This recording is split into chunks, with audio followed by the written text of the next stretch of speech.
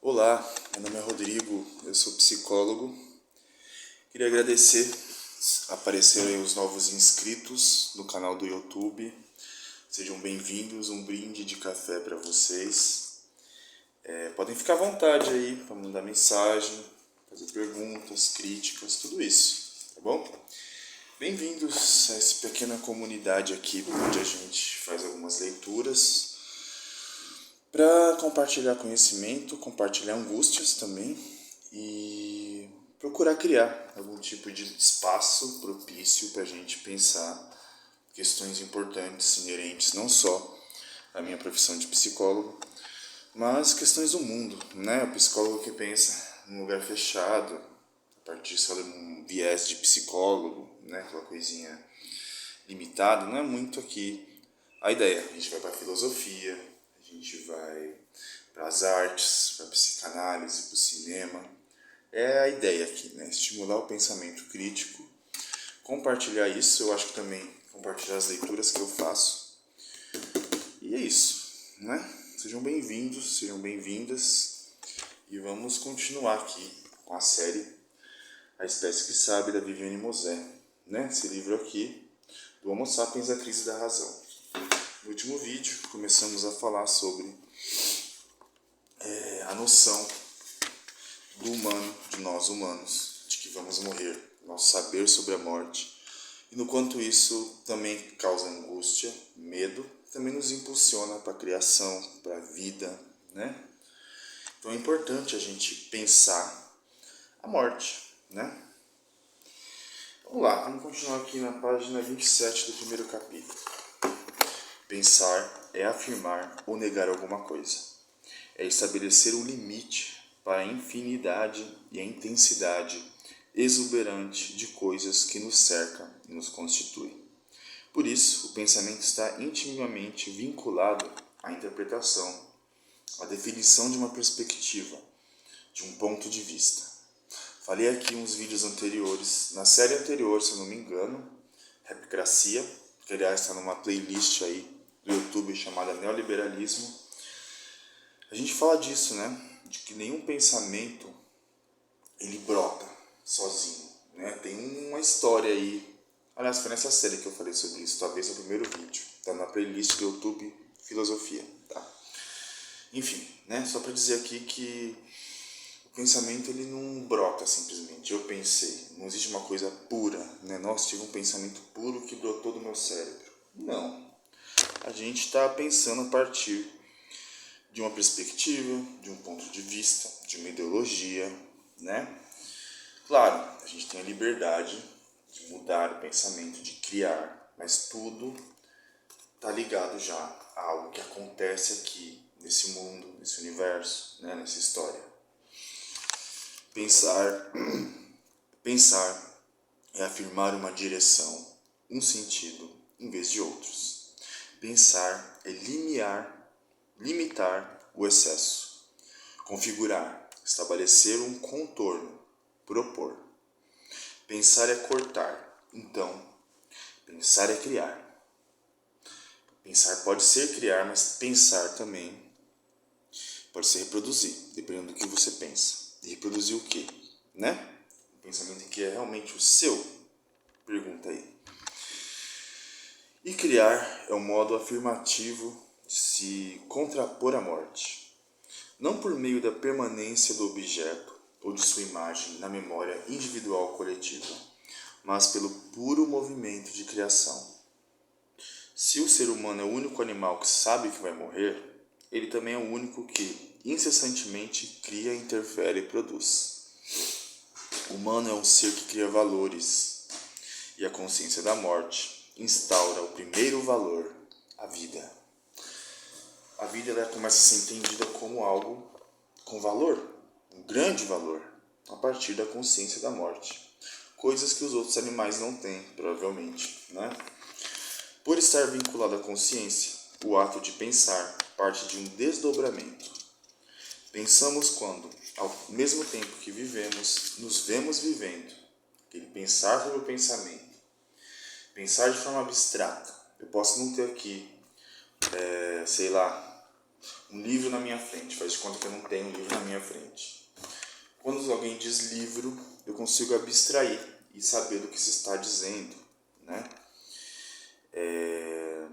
Muito bem, a gente está vivendo, mas a gente tem a consciência de que está vivendo. Eu sei que estou vivendo, eu sei que a hora está passando, eu sei que eu tenho que terminar o vídeo daqui uns 9 minutos, daqui a pouco eu vou ter atendimento. Então vai fluindo, a gente está vivendo e está se observando. Ao mesmo tempo que a gente está dentro, é possível a gente estar fora e nos ver de fora. Olha que doideira isso, né? Pois é, o ser humano, há 100 mil anos, se debruçando sobre a vida e se deparando com o fim, incorpora a morte, ao mesmo tempo que permanece vivo. Olha só. Por meio da contemplação, ele se vê vivendo e morrendo. Então age, luta, se reúne, constrói, se ilude, se diverte, se comunica. O ser humano não apenas vive, mas sabe que vive. Aquilo que eu acabei de falar agora há pouco, né? Pensa no seu cachorrinho, seu gatinho, né? Eles não sabem que vivem, eles só vivem. A gente sabe que vive. Olha que doideira isso. Porque a gente se vê de fora, interfere em si mesmo, se transforma. O pensamento diz respeito à ação. Pensar é agir. Já escutei algumas vezes, né? Muito também exagero. Já escutei algumas vezes diretamente a ideia de que, poxa, mas só pensar e ação. Mas só discurso e ação. O que importa é agir, né? Tem esses pensamentos assim reduzidos, né? Pois é, desculpa. Pensar e agir. O nosso pensamento, nossas ações partem de pensamentos, né? Você pode agir por impulso, né? Agir sem pensar. Mas nesse impulso, nessa ação, mesmo que sem pensar conscientemente, já tem um pensamento estruturado ali, inconsciente, né? Por isso que um dos grandes problemas nossos hoje em relação a preconceitos, né? A gente fala de racismo, de homofobia, transfobia, misoginia, né? Tudo isso, né? O ódio contra os gays, as mulheres, as trans, os negros, os pobres. Isso é mais do que você assumir, eu sou racista. Não. Racismo e tudo isso, a misoginia, a transfobia, preconceito de classe, tudo isso está estruturado pelo nosso inconsciente. Já são ideias estruturadas. Se a gente não pensa a respeito, a gente vai reproduzir isso, né? Então assim, né? Pensar também é agir. Se você pensa de um jeito, você vai agir de determinado jeito, né? Então, o pensamento não é só uma abstração, não é só ficar sentado em frente ao lago pensando na vida, né? A gente pensa que filósofo faz isso. Pois é, não é só, né? Não é só. O nosso pensamento ele tem uma importância grande aí, mas não só. Né? Isso aqui vai ser bem colocado no livro mais pra frente. Mas reconhecemos que o pensamento ele é super importante, pensamento crítico, né?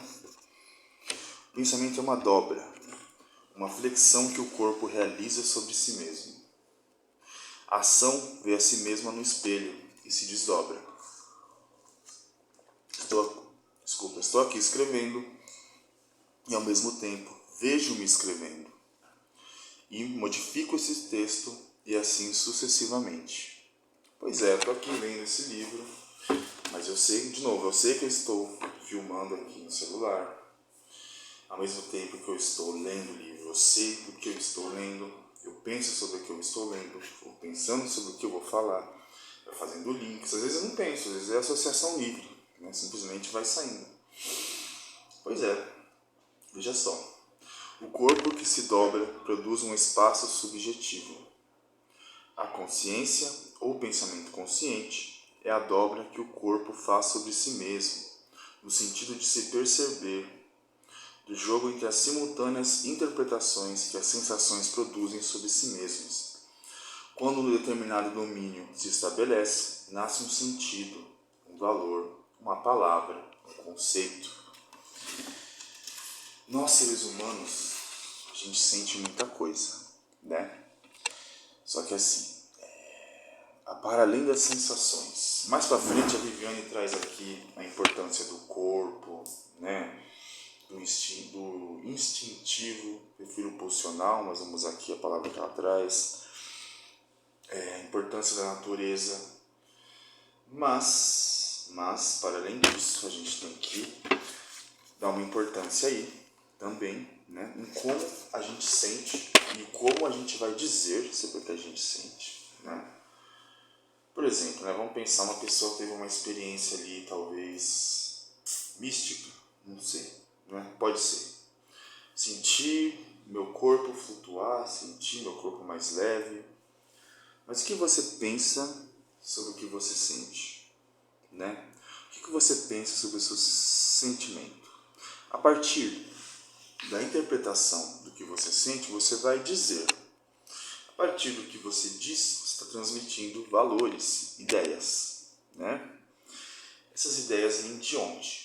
É puro, nasce do cérebro, brota da alma, sai do coração? É assim? Não, né? A gente diz isso até para simbolizar, né? A gente fala razão, é coração e cérebro. Não é assim, né? Não é assim que funciona, tão simples. A gente vai dizendo sobre o que a gente sente e às vezes a gente não consegue dizer do que a gente sente, né? Isso acontece muito aqui no meu trabalho. As pessoas vêm, estão com grande angústia, grande sofrimento, mas é difícil dizer o que está sentindo. Acontece muito, né?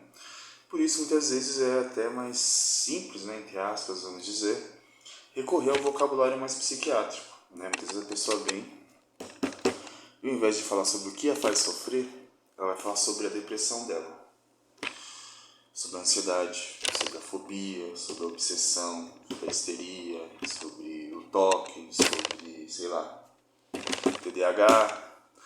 Mas não é isso, né? A gente está usando de nomes, palavras que foram usadas para a gente tentar entender algumas síndromes, né? Mas a questão é, você pode me dizer sobre a sua depressão e seus sintomas, mas o que causa a sua depressão e os seus sintomas? Você sofre pela sua depressão ou sua depressão é a sua forma de sofrer, sabe? A sua depressão, ela brota do cérebro e você sofre porque a depressão está aí? Ou você sofre e por conta desse sofrimento se instala uma depressão?